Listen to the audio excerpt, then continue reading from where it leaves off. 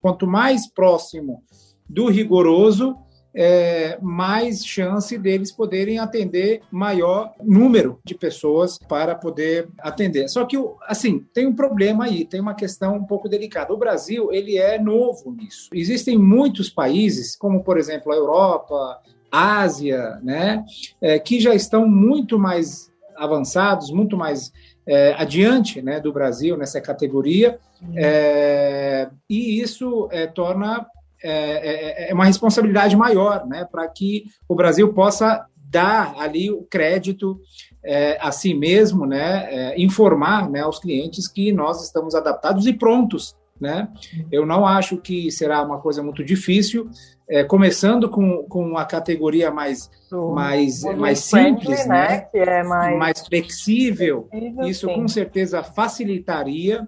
E os procedimentos não são nada difíceis, né? São, às vezes, pequenas adaptações, procedimentos, treinamentos para as equipes, né? Eu tenho um hotel e aí eu quero receber bem os meus hóspedes muçulmanos, então, para eu me encaixar numa categoria Muslim Friendly, por exemplo, né? Amigo dos muçulmanos, eu poderia colocar o tapete e o Alcorão no quarto, tirar os alcoólicos do frigobar. Na verdade, se você... A gente falamos aqui a grosso modo, né? Sim. Então, por exemplo, obviamente que o processo de certificação, ele exige uma auditoria, uma verificação. As certificadoras, nós estamos aqui representando as certificadoras hoje, elas têm aparatos para visitar o local, fazer um trabalho prévio, verificar os níveis, né, de modificações. É óbvio que a categoria C ela vai dar situações muito básicas, né, para que você possa atender o seu público-alvo. O Nasser falou com muita propriedade aqui como é importante você ter uma estratégia, né, de uma população de quase 2 bilhões de adeptos, né? Então, essa estratégia está voltada para padrões de sabores, padrões de cores, tem várias questões, né, que fogem até as questões ligadas especificamente à certificação, que entram muito mais do lado de marketing mesmo, né? Mas se a gente for imaginar, essas mudanças, a certificadora pode desembarcar no local com seus respectivos especialistas e vão fazer as mínimas mudanças para preparar aquele hotel para receber um selo.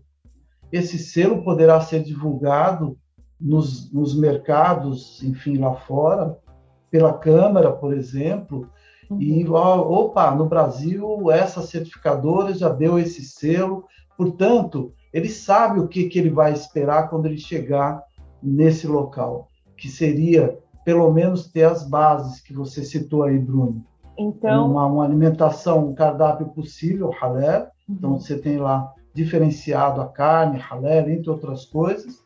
Você vai ter a garantia que aquele hotel ele é um hotel que não desrespeita questões ambientais, entre outras coisas. Você vai ter o seu espaço de reza, você vai ter os seus instrumentos para a sua liturgia, e aí a gente entra na questão da ducha higiênica, detalhes, né, que a gente pode aí depois, a certificadora pode dar toda a orientação.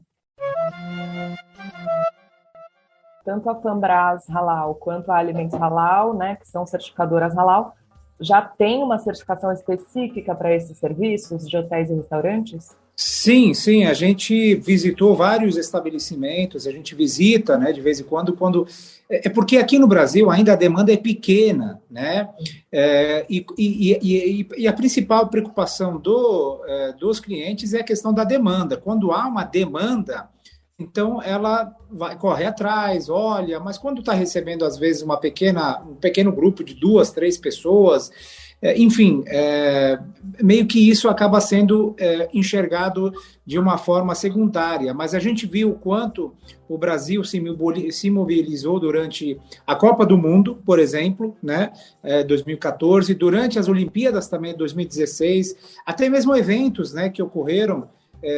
O Rio 2012, por exemplo, né, várias comitivas do mundo inteiro ou às vezes multinacionais, empresas que realizam eventos aqui no Brasil e tem um bom número de seus colaboradores de países muçulmanos. Você pega empresas aí montadoras de veículos, por exemplo, que vai receber 300, 400, 500 pessoas, no mínimo tem um grupo de 50, 60 pessoas que são muçulmanas, né? Então, até mesmo a FIFA, por exemplo, tem entre seus dirigentes muçulmanos. E estes, quando vieram para a Copa, teve ali, por exemplo, uma mobilização para servir alimentação halal dentro dos voos que eles fizeram, ou de repente dentro dos estádios, né, onde tem ali aquela bancada, né, de petiscos, tal. Enfim, existe a demanda é pequena, só que existe uma necessidade de começar, de trabalhar essa questão. E como o doutor Ali mesmo disse, às vezes são pequenas adaptações dentro do quarto, é um padrão, né? Você fala, o hóspede é halal, então os funcionários, a equipe já sabe que esse quarto tem que tirar as bebidas alcoólicas, tem que colocar a plaquinha da direção de Meca, tem que ter o tapetinho de oração, tem que colocar o Alcorão, pronto, né? O hóspede é muçulmano, então vamos se preparar, porque semana que vem a gente vai ter uma família muçulmana, a gente tem que ter a carne no nosso estoque halal, né? Nós temos que, enfim, eu acho que pode sim fazer com pequenas adaptações e não acho que é nada muito difícil, né? E fora do que os hotéis costumam, né, fazer para receber outras nações, outras culturas, né? E outras pessoas de outros lugares também, né? Então, só para eu entender, essa certificação, ela está dividida nessas 3 categorias? A 100% halal, B, halal friendly, e C, no nosso caso, nós temos exatamente essa divisão que eu te passei agora. Certo. Nós temos hoje a habilitação para poder certificar.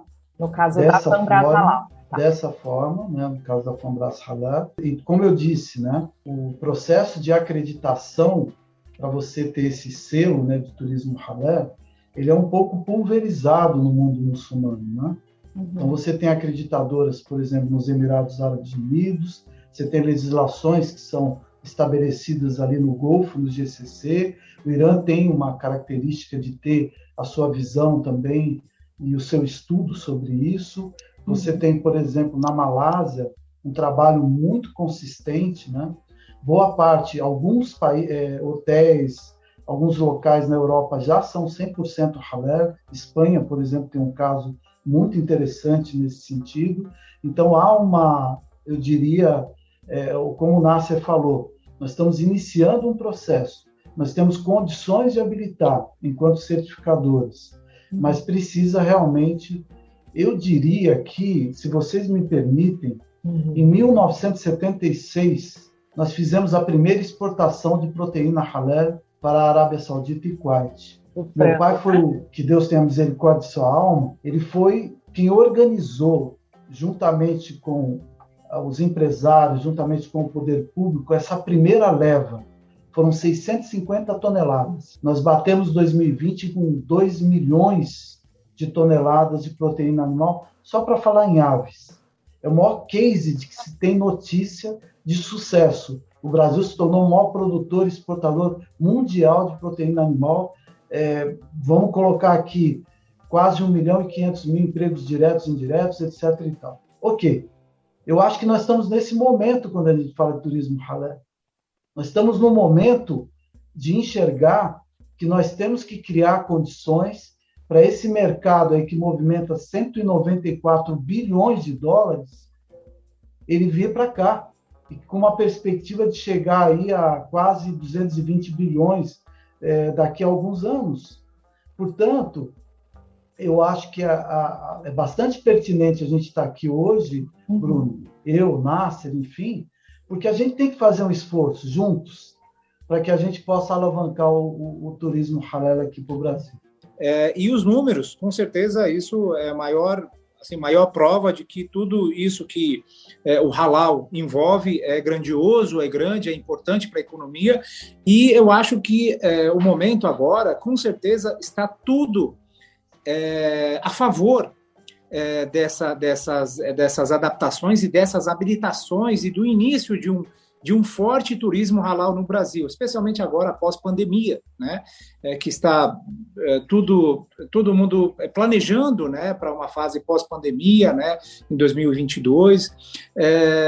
Eu acho que depois de 2008, né, que começaram os primeiros voos diretos de países muçulmanos para o Brasil, que foi com a Emirates, depois começou a Qatar, Turkish. Isso já elevou muito o número de adeptos da religião islâmica no Brasil, a presença deles, o turismo, né? Antigamente eles vinham ver a Europa, né? Então a pessoa fazia escala, preferia às vezes nem vir para o Brasil, ficava por ali mesmo, né? Esses voos facilitaram bastante a chegada dos muçulmanos para o Brasil, e o Brasil, sendo o maior produtor e exportador aí de alimentos halal do mundo, né? Isso com certeza vai facilitar bastante, porque a principal preocupação, né? Não sei se o Dr. Ali concorda comigo, uma das principais, se não for ela, é a alimentação. O turista, a primeira coisa que ele vai pensar para onde for é a questão da comida. O que ele vai comer? Tem comida halal? Tem restaurante halal? A gente não pode servir uma feijoada para o turista muçulmano, pois né? Infelizmente. Isso. Como é que a gente adapta a feijoada? Existe perfeito. Uma adaptação halal para a feijoada? É possível fazer uma feijoada halal. Você evita com linguiça de carne frango, suína, você usa... cordeiro, como Eu faz? acho que minha esposa faz com carne bovina halal. Carne bovina halal. E é possível fazer. Eu acho que com rabada cai bem, hein? Com rabada. Olha, eu vou querer experimentar, hein, Soraya? Você me convida para comer a feijoada da sua esposa. É bastante importante frisar aqui que a gente tem que imaginar também qualificar as pessoas, né? Que é algo assim, o Nasser citou, como é que eu recebo, né, uma família muçulmana, quais os cuidados que eu tenho que ter.